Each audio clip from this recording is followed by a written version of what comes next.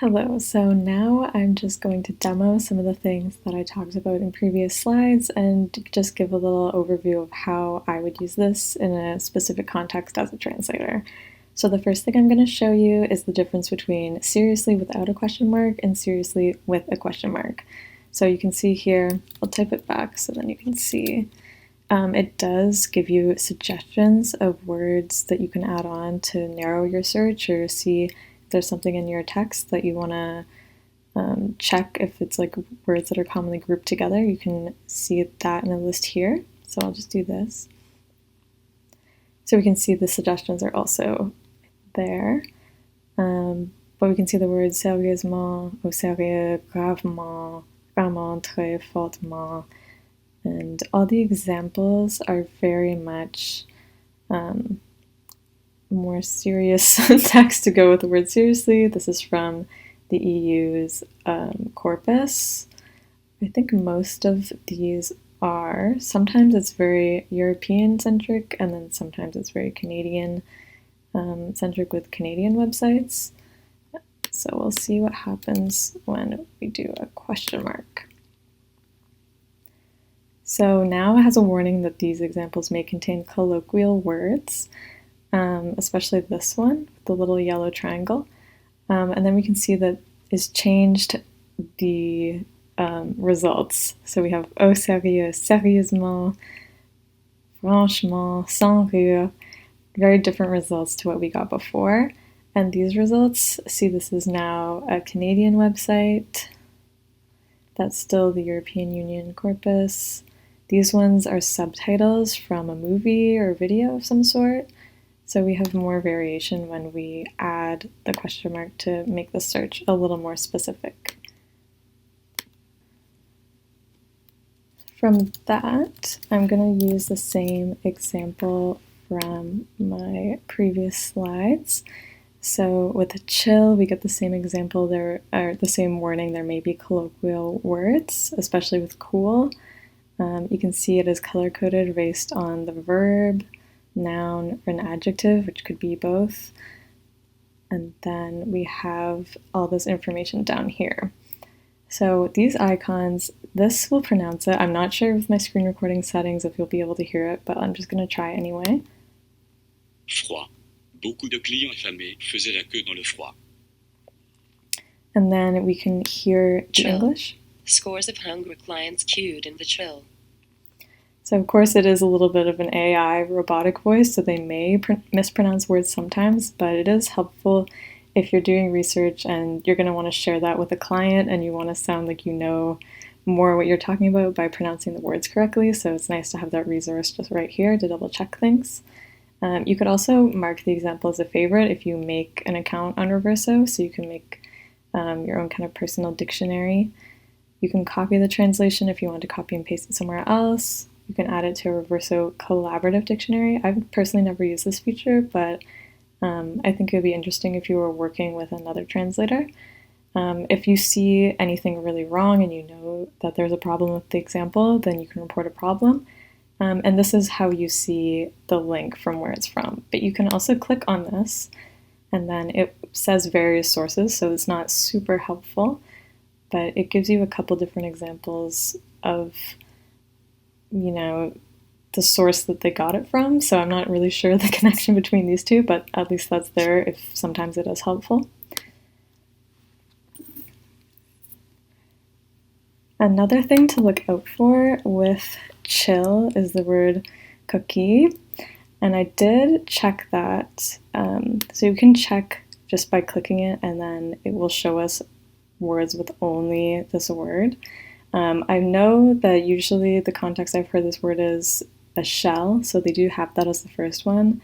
It could also be a typo or a misprint colloquially, but it's also a term when it comes with metal working, and I did check to cross-reference on Termium, so it says a chill is cookie, but you have to avoid this. So it's always important to check on Termium that you should really be using refroidisseur instead of chill for that. So now I'm gonna go over an idiom just because that is something kind of interesting about this resource. So I'll just say it's not rocket science. So it does actually come up, I wasn't expecting it to, but you can see it gives us a good equivalent in French, ce n'est pas sorcière, ce n'est pas si difficile. There's lots of different examples. This one's still English, so maybe in French, but there are only 2 examples, so it's not so common. This one has 12 examples, another 2 examples. So you can kind of see how commonly they're used, and you can see if it's in the same context, hence reverso context, if that would be helpful for you.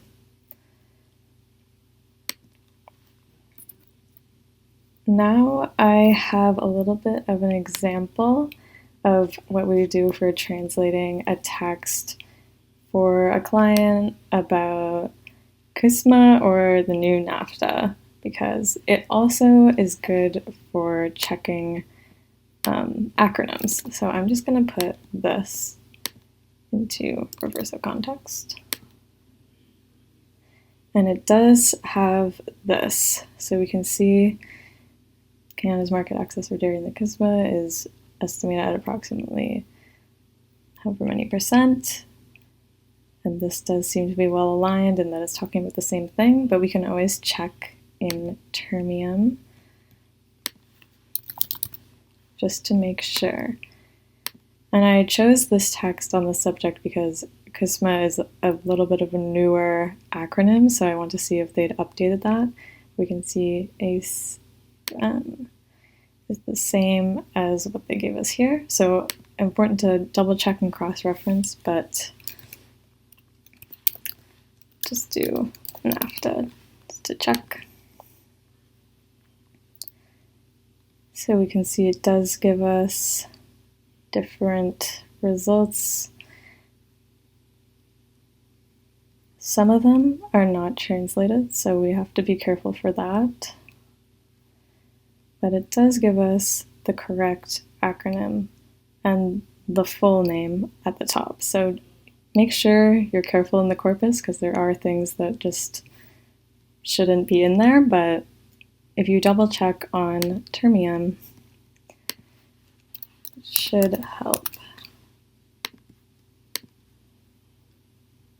There we go. So we can see we can either put it without an accent or with an accent.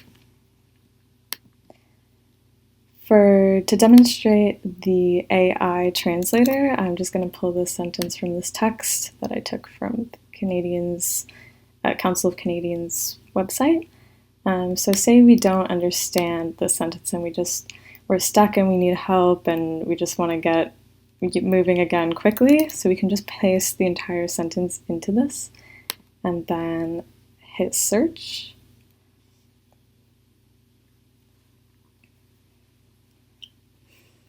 So we can see it has translated using AI the sentence we put. And in my opinion, I think that is a pretty good translation, and it does help me understand what that means in French. And we can also see in the corpus, while it's not the exact same entente, we can see there's a nouvelle accord.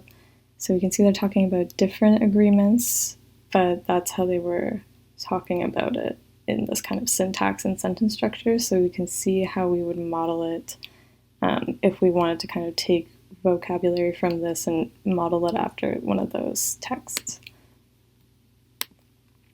I just wanted to test a citizens group because there's the possibility for this to kind of mess up with reverso context, so we'll just see what it says. There's no suggestions, so I'm not sure. Okay, groupe de citoyens. So that actually is a good translation. I'll just check it on Termium Plus.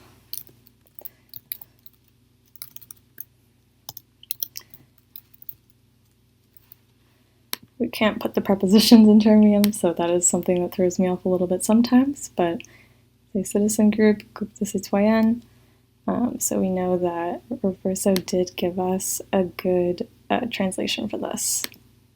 can also check the Council of Canadians, since that is an organization. I feel like it will be able to handle it. Oh, okay, so it has a suggestion, so that's a promising sign. So we have Conseil de Canadien. We have the corpus, so we can check. Yes, it does seem like a very good match. And then we can also double check once again in termium.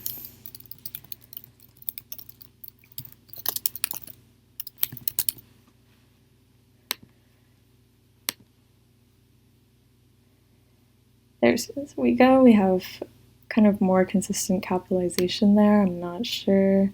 Some of these, oh, they're actually pretty good.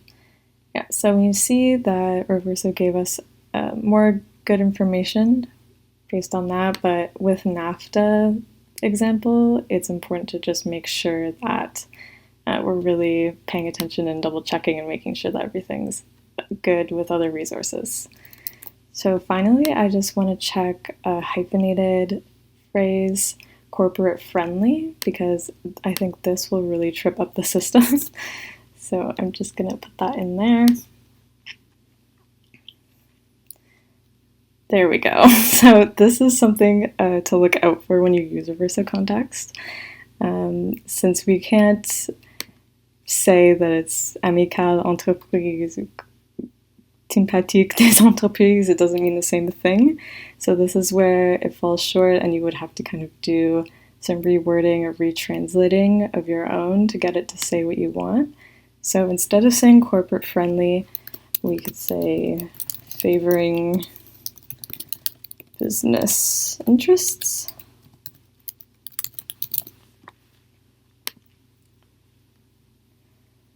And there we go. So we get some more relevant examples in the corpus that kind of mean more what we want it to say. So it is a good starting point, and it's good if you just want to throw some things out there and see what people might be saying.